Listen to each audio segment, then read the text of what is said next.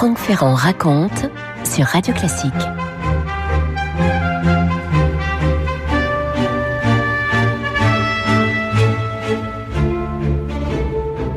Au début du XXe siècle, Montparnasse et ses ateliers, dont la cité Falguière par exemple, et la Ruche bien sûr, Montparnasse et ses ateliers sont le creuset de ce qu'il y a de plus novateur dans les arts. On trouve à Montparnasse de nombreux écrivains, des poètes et bien sûr des sculpteurs et des peintres. Tout ce petit monde mène là une vie de bohème. Ils sont jeunes, ils sont pauvres. Pour la plupart, ce sont des immigrés qui arrivent un peu de partout, notamment d'Europe centrale.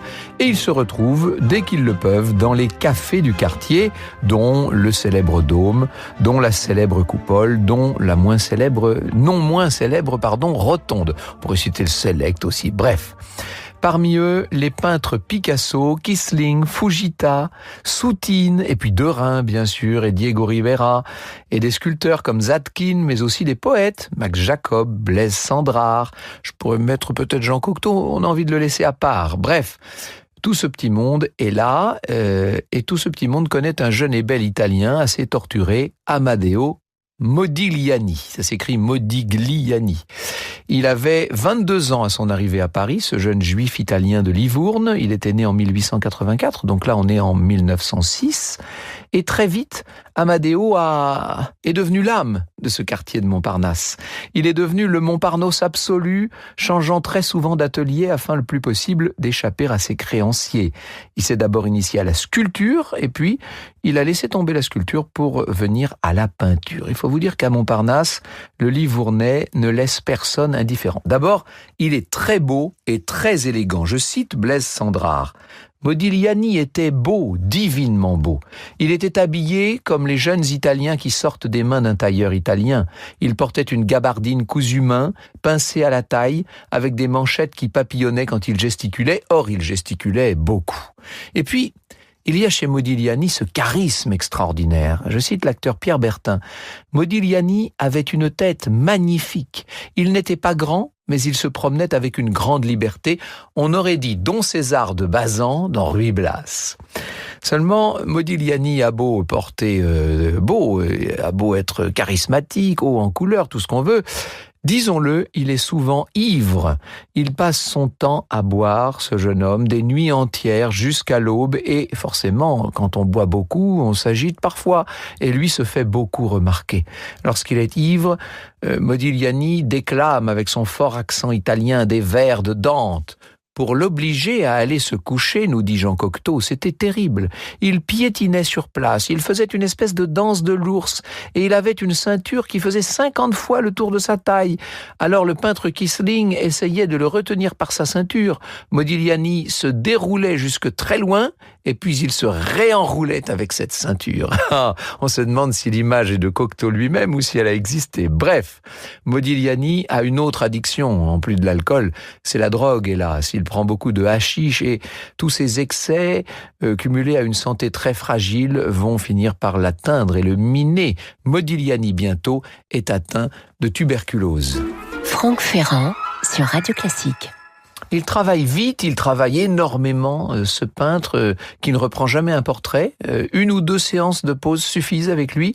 Il ne demande pas grand-chose pour ses portraits, seulement quelques francs, et puis de l'alcool. À la Rotonde, écrit Cocteau, il faisait le portrait des uns et des autres. Il se promenait comme une gitane tireuse de cartes, et il distribuait ses dessins. Il les donnait. Vous imaginez?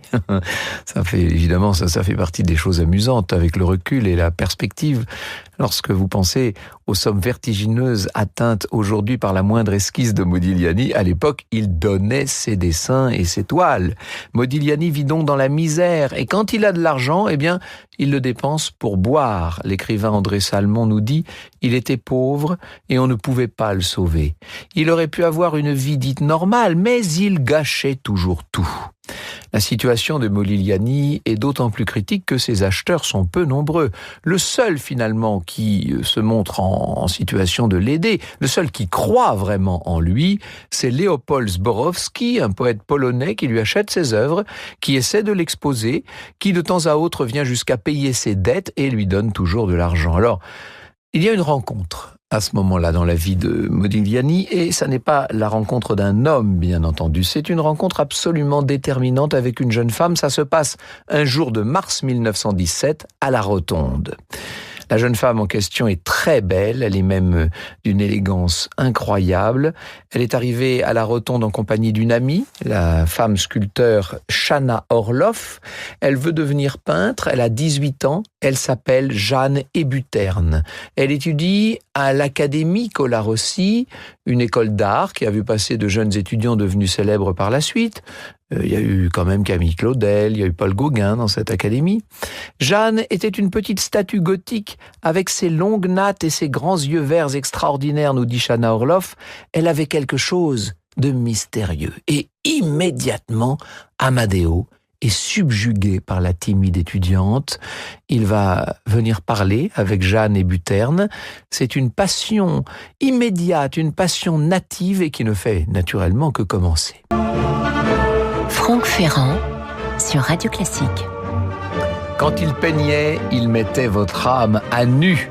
Dans ses mémoires, Lunia Tchaikovska, qui a été un des modèles d'Amadeo Modigliani, résume en quelques mots le talent de l'artiste, celui de saisir dans un instant comme ça une personnalité et en quelques traits seulement de restituer toute l'âme de celui ou celle qu'il a voulu immortaliser, une petite fille, un ami, un homme, accoudé à un comptoir. Donc en mars 1917, à la Rotonde, à Montparnasse, pour ceux qui nous rejoindraient, Amadeo Modigliani, qui a 32 ans, vient de faire la rencontre de sa vie.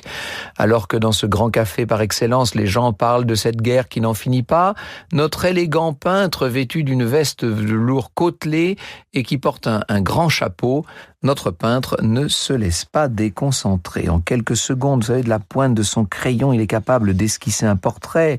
Il déchire la feuille, la donne à son modèle, en l'occurrence un jeune homme venu boire un verre avec ses amis. Le client de rencontre donne une pièce et repartira son dessin sous le bras. Et la pièce en question devrait servir à payer encore une autre vie. Et voilà comment ça fonctionne. Amadeo vit un peu comme ça, à la fortune du pot. Sauf qu'il vient de rencontrer Jeanne Hébuterne. Il faut savoir que souvent il a eu des rapports difficiles avec les femmes, et en particulier avec une, la poétesse et journaliste anglaise Beatrice Hastings. Leur relation a duré 2 ans, elle a été très orageuse, souvent ivre. Modigliani s'est disputé sans arrêt avec cette Béatrice, jusqu'à un soir de l'été 1916 où il a fini par rompre avec elle à l'issue d'une énième beuverie, et ils ne se sont jamais revus. Donc arrive Jeanne, qui au bout de quelques semaines se dit qu'elle habiterait volontiers avec l'artiste. Elle va quitter sa famille. C'est une famille de bons bourgeois parisiens, tout à fait tout ce qu'il y a comme il faut, vous voyez. Et évidemment que les parents ne veulent même pas entendre parler de cette liaison avec un Italien alcoolique, misérable, juif de surcroît. En juillet, Modigliani et sa nouvelle compagne s'installent grâce au marchand Léopold Zborowski au 8 de la rue de la Grande Chaumière. Et voilà comment commence leur vie ensemble, avec un quotidien qui est très rude, puisque le couple ne mange pas à sa faim. Puisque Jeanne a choisi de quitter sa famille, inutile de vous dire que la famille ne l'aide pas, c'est le moins qu'on puisse dire. Quant à Modigliani, il a beau travailler énormément, il ne vend rien. Les portraits aux yeux vides et aux regards souvent mélancoliques n'intéressent à l'époque personne. Et on les voit s'entasser, ces portraits, dans l'atelier. Modigliani boit beaucoup plus que de raison, il n'arrête pas, et puis de plus en plus maintenant, il tousse. Heureusement, Zborowski, le bon Zboro, n'est-ce pas, est toujours là, c'est lui qui paie le loyer notamment, et puis il y a Jeanne, elle aime son compagnon, elle l'étreint quand il tousse beaucoup, qu'il a de la fièvre. Elle va devenir évidemment non seulement son modèle favori, mais quasiment à ce moment-là son seul modèle à la fin de 1917. Bonne nouvelle, au milieu de cette bohème, Modigliani va avoir sa première exposition personnelle à la galerie Bertweil, une célèbre galerie. Encore une fois, c'est grâce à Léopold Zborowski. Le 3 décembre, le vernissage Modigliani attire du monde. Jeanne Hébuterne et Sboro sont ravis. C'est certain, les tableaux vont enfin se vendre. Sauf que quelques jours plus tard, des policiers font irruption dans la galerie et sur ordre du préfet, ils ordonnent que 5 peintures à l'huile, 5 nus féminins, soient décrochés de la vitrine. Outrage à la pudeur. Ah oui, ne manquait plus que cela. Les nus semblent ne découvrir que certains modelés du ventre, des seins, ou le sourire de bouche plus ambigu qu'un sexe, nous dit Francis Carco. La souplesse animale, parfois immobilisée, ses abandons, sa faiblesse heureuse, n'ont point encore connu de peintre plus soucieux de les traduire. Ah, c'est vrai que les tableaux en question sont des chefs-d'œuvre absolus, mais en même temps, ils ont fait scandale. Et ce scandale fait qu'aucun des tableaux qui, au pire, au mieux, devrais-je dire, avaient été reconnus, avaient été retenus, aucun de ces tableaux ne va être vendu. Sborro et Jeanne repartent avec toutes les toiles sous le bras, et Modigliani les suit, quitte tous à n'en plus pouvoir. Au début de l'année 18, Modigliani travaille plus encore avec cette santé de plus en plus détériorée. Léopold Zborowski l'envoie avec Jeanne sur la Côte d'Azur, à Nice. Il faut vous dire que le couple attend un enfant. À la faveur de cette lumière du midi qui littéralement l'irradie, le peintre va éclaircir sa palette et même peindre des paysages. 4 en tout. Des paysages où l'on sent d'ailleurs un peu l'influence de Cézanne. Mais même loin de Paris et de Montparnasse et de ses cafés, Modigliani continue de boire. Jacqueline Survage, l'un de ses modèles, nous dit « Il était d'une courtoisie exquise et grand seigneur, très beau, magnifique, toujours gai et intelligent, même s'il me quittait de temps en temps pour boire un peu. Alors je lui faisais la morale et il était gentil. Lors de ce séjour azuréen, Modigliani vient voir Renoir à Cagnes dans sa villa des Colettes. Renoir très âgé, presque paralysé, mais qui le reçoit néanmoins. « Alors comme ça, vous êtes peintre, dit-il. Moi, je plotte les fesses pendant des jours et des jours avant de terminer une toile. » Modigliani lui répond « Moi, monsieur, je n'aime pas les fesses. » Le 29 novembre 1918, Jeanne Hébuterne donne naissance à la petite Jeanne. Mais Modigliani est toujours aussi sec, si je puis dire. Il ne vend pas ses tableaux. Il est à la marge des grands mouvements artistiques qui secouent à l'époque l'art contemporain. Son caractère fantasque fait fuir les grands marchands. Sa santé n'attire pas les clients. D'ailleurs, c'est pas beaucoup amélioré cette santé sur la Côte d'Azur. Et toujours le couple vit dans la misère avec ce bébé maintenant à charge. Léopold Zborowski continue d'envoyer de l'argent depuis Paris, mais ce n'est pas assez. Là maintenant, il va falloir rentrer. Franck Ferrand sur Radio Classique. Et c'est toujours à Montparnasse et rue de la Grande Chaumière que le 31 mai 1919, Amedeo Modigliani s'installe avec Jeanne Hébuterne et avec leur petite fille, Jeanne, qui a été confiée très vite à une nourrice en fait. Jeanne Hébuterne de nouveau est enceinte, Amedeo s'engage à l'épouser, il la peint de plus en plus et Modigliani travaille d'arrache-pied comme il l'a toujours fait. Les visages de ses portraits s'allongent de plus en plus, ses formes oblongues surprennent tout le monde. Entre un verre d'alcool et un coup de pinceau, l'artiste tousse de plus en plus et son état empire. Il faut vous dire que physiquement, il a beaucoup changé. On a une photo de cette époque où on voit qu'il n'a plus rien du dandy d'il y a 10 ans. Le regard est devenu triste, les yeux cernés, le visage amaigri, rongé par une barbe mal tenue. Il est en revanche toujours très élégant, Modigliani. Il sait toujours s'habiller. Il sait que sa vie est sans doute en train d'approcher, de toucher à son terme. Et il va réaliser un autoportrait dans lequel le visage est pâle, émacié, avec un regard vide. On dirait exactement un masque mortuaire. Les conditions de vie du couple ne s'améliorent pas et Jeanne est obligée de faire des petits portraits qu'elle vend quelques sous pour survivre. Les repas sont souvent les mêmes. On mange des haricots rouges, que voulez-vous. Et puis Modigliani parle d'emmener Jeanne, leur fille, et leur futur enfant, celui qui est à naître, en Italie. Pourtant, Modigliani commence à être un peu reconnu. C'est l'époque où il est exposé. En septembre 19, il est exposé à Londres, où il remporte un grand succès. Francis Carco va faire l'éloge de son travail dans un magazine suisse, et très vite, au Salon d'automne de Paris, on expose enfin 4 de ses peintures. Franck Ferrand sur Radio Classique. Un froid glacial règne à Paris en janvier 1920. Dans l'atelier de la rue de la Grande Chaumière, qui est très mal chauffé, Modigliani ne se sent pas bien, il tousse à fendre l'âme. Il a une forte fièvre, il commence à avoir des hallucinations et Jeanne, qui est enceinte, est là contre lui, qui se serre pour le réconforter.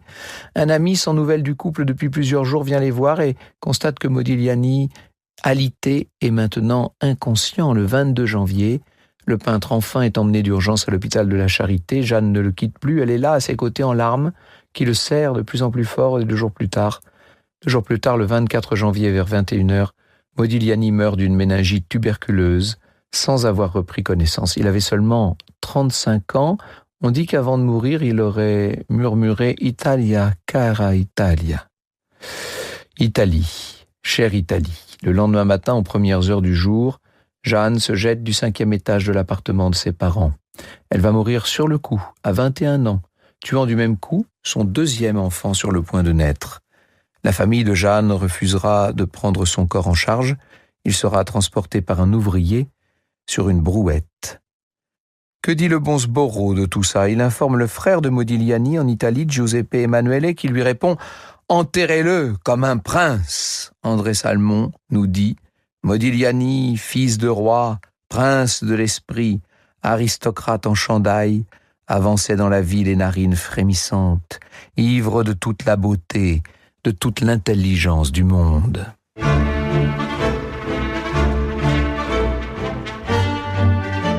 Et voici Elodie Fondacci. Bonjour Elodie. Merci Franck de nous avoir tant éclairé sur la vie de Modigliani. On se retrouve évidemment lundi sur notre antenne à la même heure. Je rappelle à tous nos éditeurs que vos émissions sont en podcast sur le site de Radio Classique, radioclassique.fr.